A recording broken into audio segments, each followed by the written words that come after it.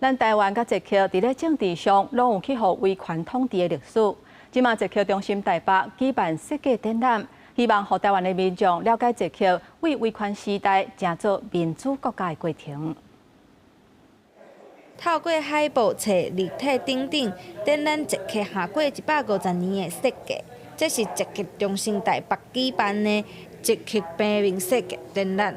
希望用设计，互台湾民众看到捷克互专制政权甲革命变做民主国家的过程，安怎透过设计的创意来抵抗威权。 Presents the most interesting aspects of Czech graphic design, but of course there are some things I prefer,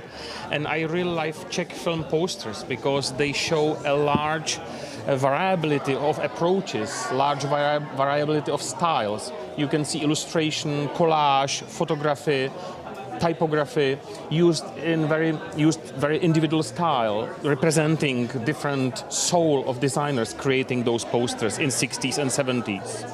主办单位表示，希望透过捷克的平民设计，反映无共时代的思想，所以现场嘛有展出过去政治宣传的海报，争取民主选举的海报等等。希望用设计做一个下语言的沟通方式，让台湾民众了解捷克。 展览的执行单位台湾设计研究院表示，设计就是代表国家的软实力，嘛希望透过交流，会当让台湾设计有真多元的创意。捷克的设计能量在社会上、在文化上、在政治上的一个推动哦，所以我们觉得双方的交流文化、经济跟设计都是非常关键。